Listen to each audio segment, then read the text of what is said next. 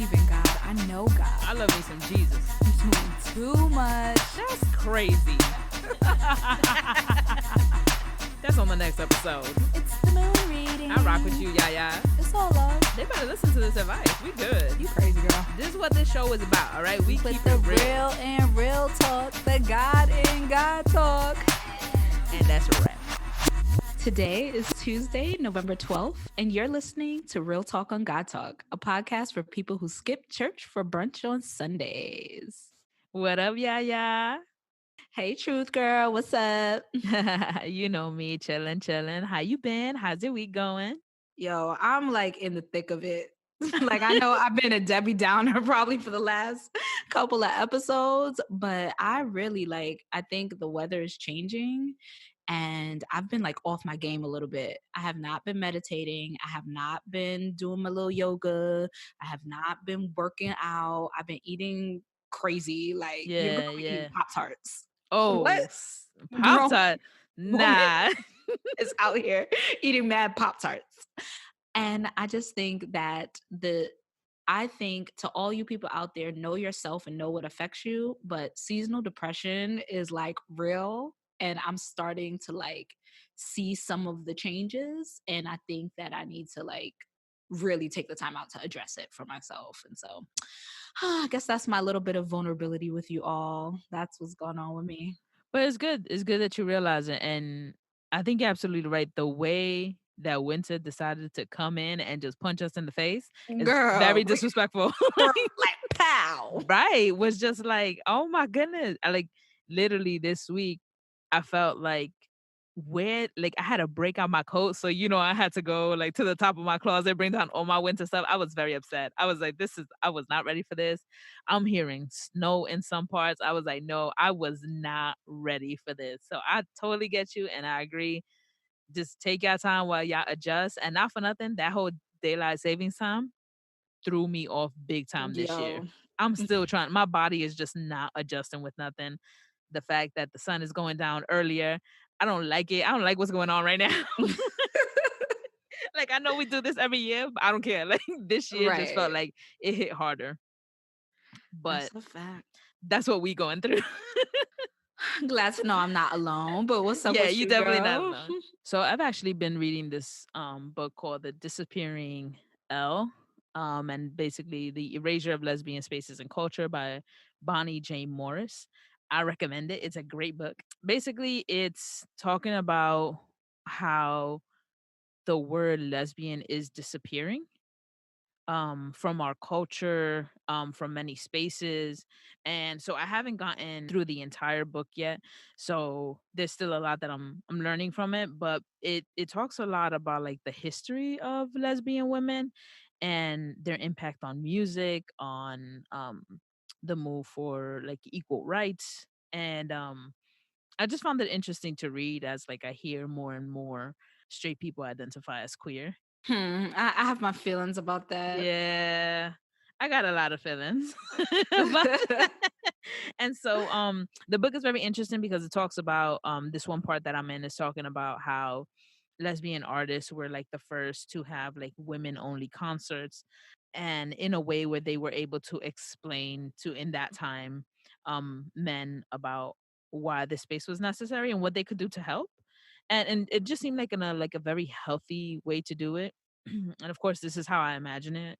I'm sure they had their issues with it as well, but they talk about having like accessibility, about having like sign language at their concerts. And it's like a lot of things that we hear now that artists are doing. I'm like, these lesbians done paved the way, baby. I hear that. Shout out to all my lesbians out there. Just what I'm saying? So, ahead of the curve. You know what I'm saying? So put a little pep in my step when I was walking this week.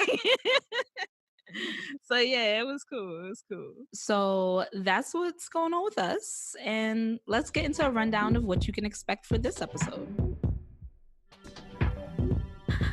This week, God in the World gets the full episode treatment. Recently, Twitter and social media was on fire when rapper T.I. made some very interesting comments regarding the condition of his daughter's hymen and its implications on her virginity.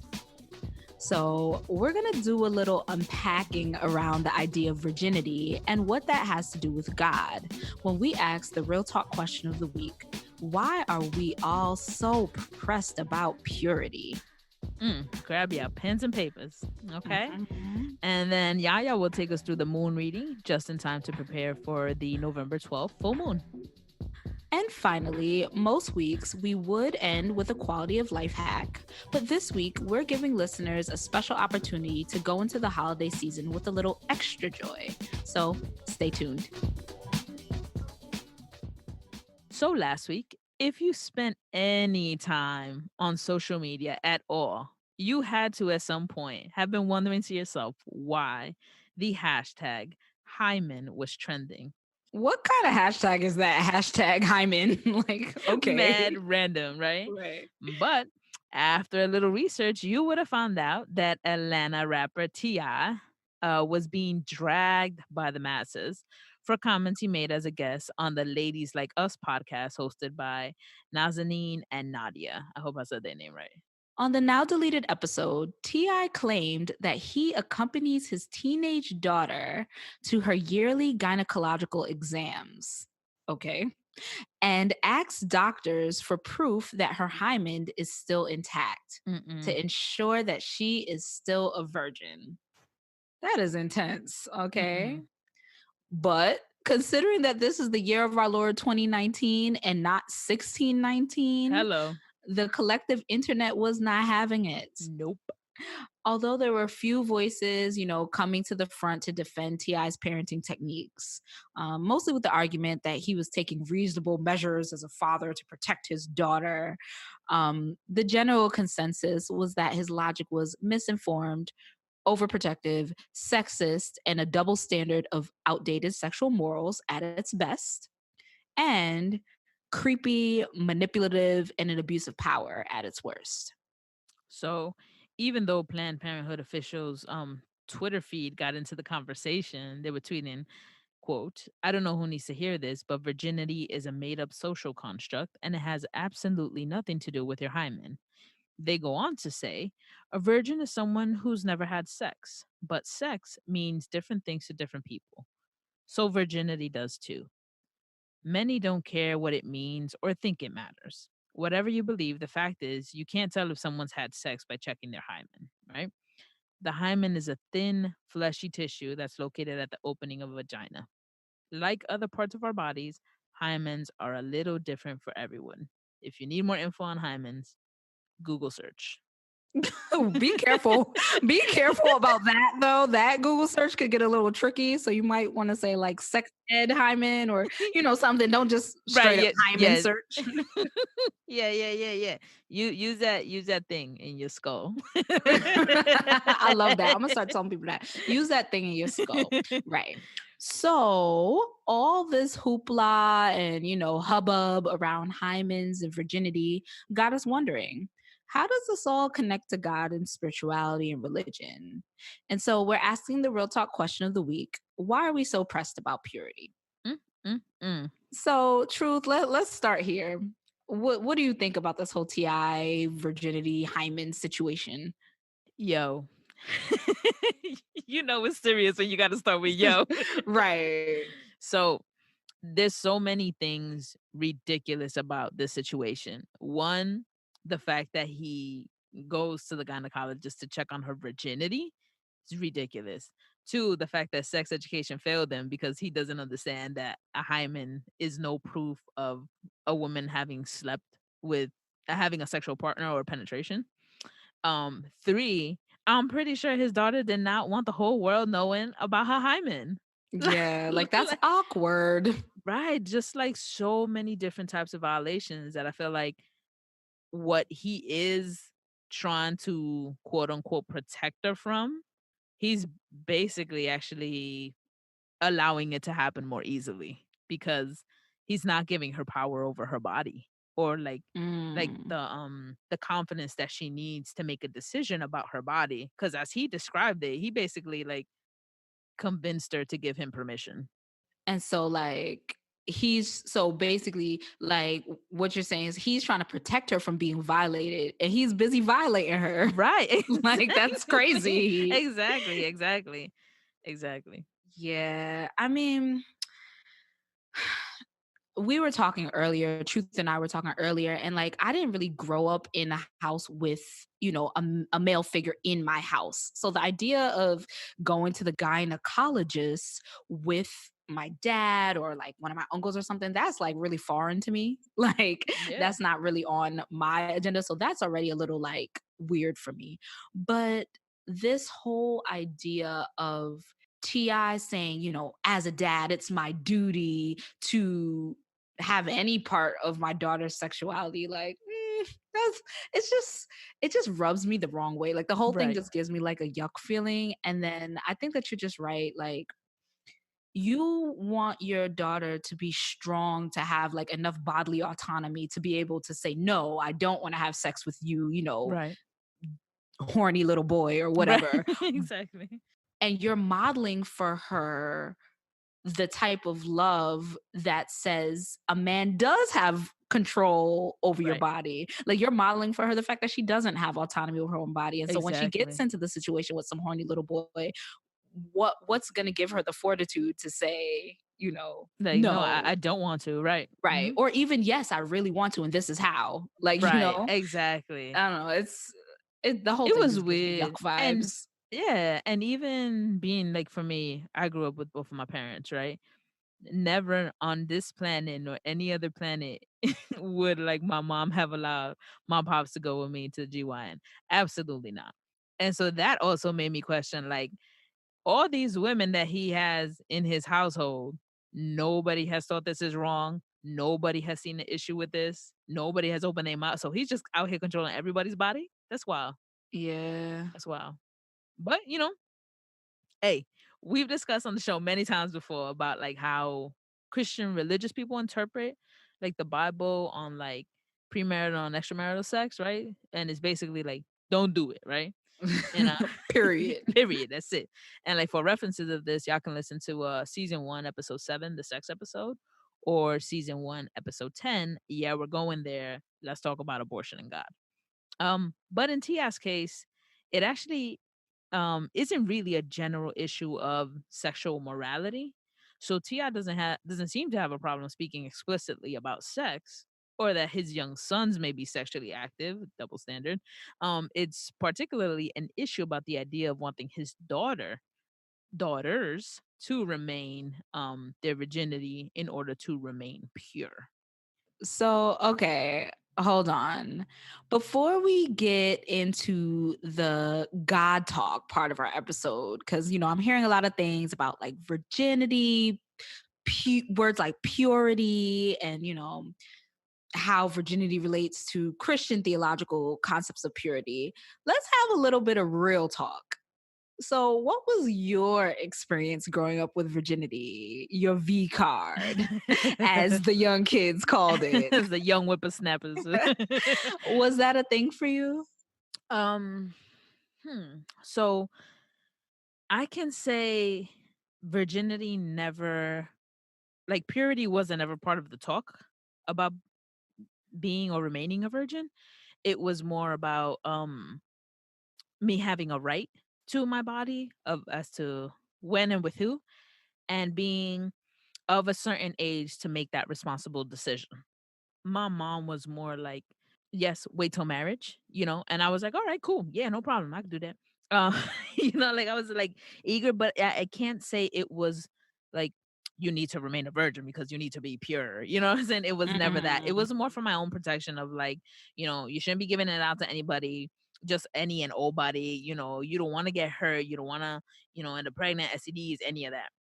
And even when my mom, when I came out to my mom, that talk didn't change for her. It was still mhm. like, you don't wanna get hurt, you don't wanna give to anybody and everybody, and you still don't want no STD. So the only thing that changed Right. was like you getting pregnant. Like that's it. So I'm gonna sidebar you a little bit, right? Yeah, go ahead. So just curiosity, what's the conversation around virginity or like purity like for our LGBT brothers and sisters? Well, like, is it a similar type of dynamic? So I think so from my own experience and my own circle, I can honestly say the talk of purity or virginity actually never came into play. It's not something Mhm. that I heard. I feel like I only heard it in straight circles. Mhm. And Straight circles. I love it. I feel like that's the only time that I heard about it. Um and I think it's more because how can I say it? It wasn't a surprise to people if like LGBT people were promiscuous. Now, Mm, I think that has its own issues, and I think it falls a lot into like how we're perceived by society, but I don't ever remember in my own experience talking about like being a lesbian and a virgin, being gay and a virgin. Like it was never that. It was more like it's okay if you were to have different partners. mm, But for me it was even in that it was never about purity. And I don't think there was that, like, that's just not a conversation that we had. Definitely not in my household where we're talking about like purity. It was yeah. more, it was more like protection, to be honest with you. You Mm, know, unwanted pregnancies, unwanted STDs, um, and then more of like a valuing of self. mm. More like value yourself enough to know that not everybody gotta be all in your tea. Like Oh, I that, like you know what I'm saying? Like, that. yeah, it was, and I must say, in my household, it was to both uh my brother and my sister. Like that Mm, conversation was clear. It was not like, well, oh, because he's a boy. Nah, my parents were not about that life at all. So mm. I saw that very clear. So I understood that it was definitely never about purity. But what about you? Did what was your V card like? Well, so, my mom spoke to me about sex, from a very early age, I guess the biology, sex ed part of it. Yeah. I think in terms of I was taught, wait until you're married. I Yeah. don't think that had anything to do with purity per se. Like I never got like, Right. oh, sex is bad, or if you Right. have sex, you're bad. I think from my mom, it was more of a wanting to protect me. Like, I think often parents or mothers of people of color, of young Black girls, young Latina girls, they see how sex is used to exploit Yeah. and how sex can be a weapon of oppression, and they just want so badly to protect us from Yeah. that in any way. Like Yep. growing up, it wasn't just, oh, you should wait until you're married to have sex. It Mhm. was like, oh no, you can't wear no tight pants because I don't want no Oh, grown man yeah. looking at you. Like, Right. I don't I want to protect you on every level from Right. Yeah. any type of sexual exploitation. And Yeah. so I don't think it was so much, oh, pure or unpure. It was like protection.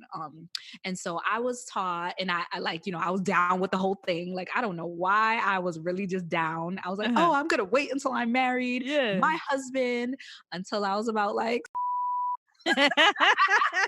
as soon as I started getting them changes. Yep, as soon as them hormones kicked in. Right.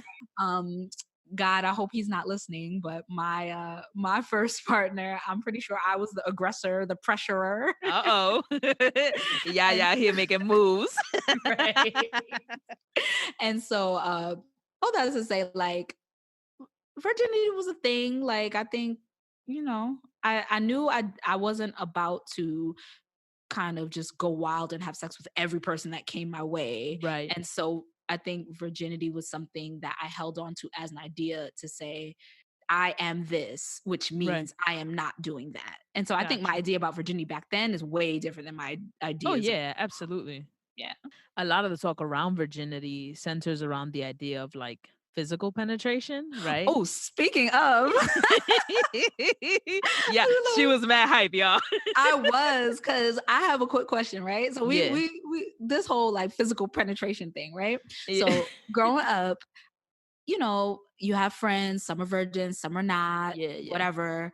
Um, I had a friend who was a quote unquote virgin in her vagina, maybe. Oh, That was snap. mad inappropriate. I couldn't think of a better way to say that. But not in Only. her, not anywhere else that Oop, could potentially be penetrated. oop.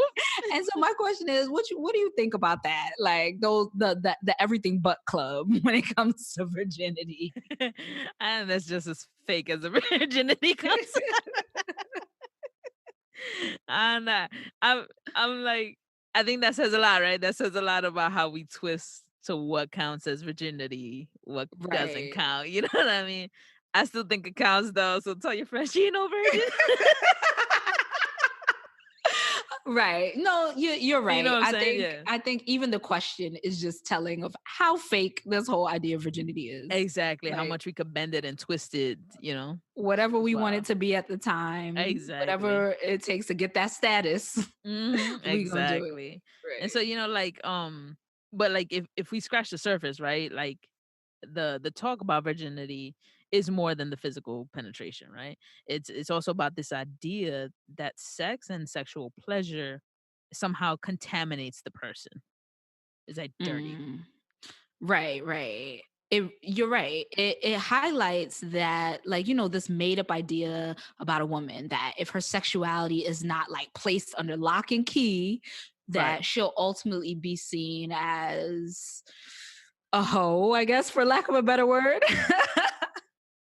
Right. Like, like a woman of low value, like if her sexuality is not controlled by someone else, preferably a man who is in her charge, she will be seen as a woman of low value. But we want to ask, of low value to whom? Right. Every person is of great value to God, right? That's a non debatable on this show, right? But there are so many other aspects to the whole virginity debate that are deeply rooted in religious, theological, and spiritual ideas, right? So let's begin the God talk part of this whole thing. At least let's give some honorable mention to the Virgin Mary, right? Probably like the world's most famous virgin, quote unquote. So, most of you probably have heard a little bit of the story, but here's a refresher. In the story of Jesus' birth, the whole thing supposedly starts on a miraculous note because of the fact that Mary, who was supposed to be a virgin when she married Joseph, somehow ends up pregnant. Spoiler alert, with the Son of God. So, Mary, Mother of Jesus, is often our religious and cultural go to image for the perfectly pure woman. But we want to know, would all that change for us if we found out that she wasn't actually a virgin the way we understand it today? So here's a little history on the word virgin, right? So the whole thing can get really long and complicated, and it could get real theological, like in the academic sense. But in the Guardian column, Face to Faith with Giza Vermes, um, basically Giza wrote it in the most straightforward way when they said the most interesting potential virgin birth though comes from Matthew's explanation in Matthew 1:22 to 20. There, the text says that the virgin birth of Jesus took place to fulfill the prophecy that the virgin shall conceive and bear a son, and they shall name him Emmanuel. Matthew is paraphrasing Isaiah 7:14. Basically, when Matthew was paraphrasing Isaiah 7:14, Matthew was actually reading from the Greek translation of the Hebrew Bible, right? So the Hebrew, which is used to describe the woman in Isaiah 7:14, is Alma, Almah. And that's a word that means young woman in Hebrew, right? But when it was translated into the Greek, for some reason, the translators took the Hebrew word Alma and made it equal to the Greek word Parthenos, Parthenos, which means virgin. Like in a sexual way. Right. So it's like Alma, young woman, versus Parthenos, which means like actual penetrated, like you have not been penetrated version. Exactly. And young woman, as in, I also believe, like, not married. Oh, Right. and Because right.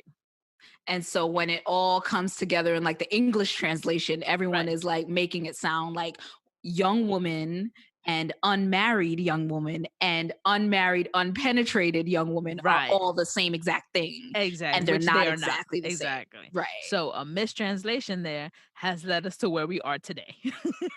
But all that is to say, dang, in a world where even the Virgin Mary isn't even necessarily a virgin, it truly makes us wonder what is the point of all this virginity and purity talk? Exactly. So fact. So many of our beliefs about purity as a virtue, they're actually very rooted in the Old Testament biblical laws found in the book of Leviticus.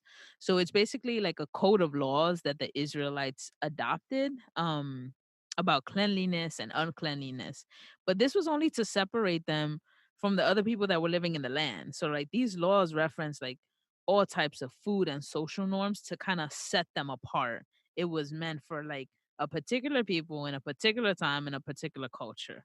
So when we try to apply all of that today, it's very irrelevant and old. Irrelevant and old. Some of it, a lot Right, of it. yeah. A lot, yeah. Right. So, this conversation has been rich. And as we wrap up, I think that we can see how much of the talk around virginity comes from wanting to direct women and women's bodies towards a particular outcome. In some ways, it can be benign or even come from a potentially quote unquote loving place of wanting to protect, not wanting the woman in your life to have social exclusion, negative labeling, unwanted pregnancies, all these things. Great. In other ways, it can be incredibly harmful in that you are looking to control and oppress, what a woman's sexuality is or is not. But here at Real Talk and God Talk, we offer that when old ways of thinking hurt more than they help, it might just be time to let them go. Regardless of what our parents taught us about sexuality, it's up to us what our morals and our values are going forward. When modeling our sexuality or talking about it with young people, let's consider alternative theological lenses. How about we try sexuality not as a measure of purity, but rather as an expression of our own sanctity and holiness? As we honor our own holiness and connection to divinity, let's make our sexy time and the way that we talk about it with young people an extension of that. Meaning, let's explore sexuality and its sanctity in a light that nurtures connection, health, mutuality, reciprocity, and just trusting that out of all of that, women and all parties to sex will be honored. To keep the conversation going, tell us what you think by following us on Instagram or Twitter at Real Talk on God Talk.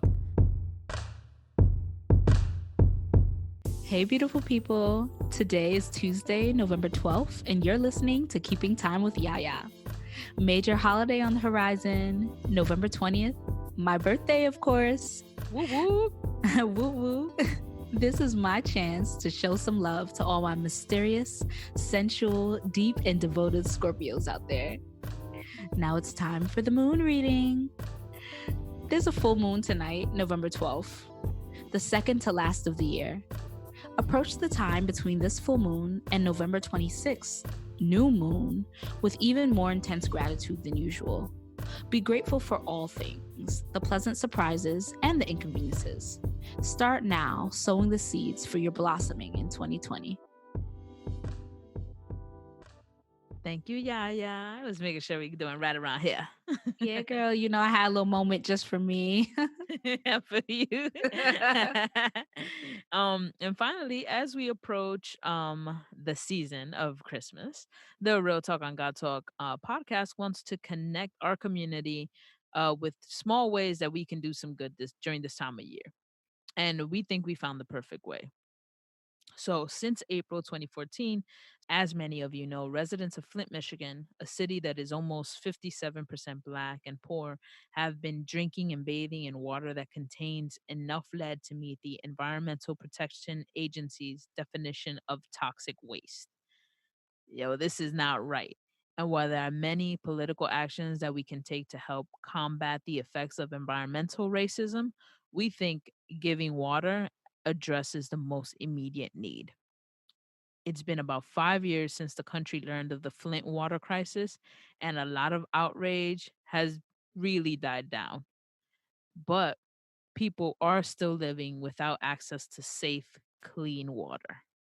Because of this, Real Talk on God Talk wants to do our part, particularly during the holiday season. We're pledging to raise 500 gallons of water for Flint. Hashtag 500 for Flint.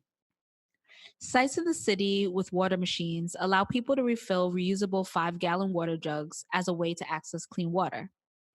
Each 5-gallon jug of water costs about $14. So, in order to send 500 gallons, the Real Talk on God Talk community will have to raise $1,400. We're a growing podcast with a small but mighty community of listeners. We know y'all care and we know we can do it. Let's make it happen. Hashtag 500 for Flint. Yep. And so remember to donate. We will have a GoFundMe link on our Instagram, Facebook, and Twitter. You can access all of that through all of our social media. It is up right now. So go on there, donate, and then do us a favor, spread the word, share it with your family, your friends, your network, and have them donate as well. Let's make sure we hit our goal of 500 for Flint. And make sure y'all follow us on Instagram, Twitter, and Facebook to stay up to date with our campaign for 500 for Flint. Show us love on our pages. Let us know what y'all think about the Real Talk question of the week. Why are we so pressed about purity? Let us know your thoughts. Join the conversation, and we will catch y'all on the next one. Peace. Bye, y'all. I don't believe in God. I know God. I love me some Jesus. You're doing too much. That's crazy.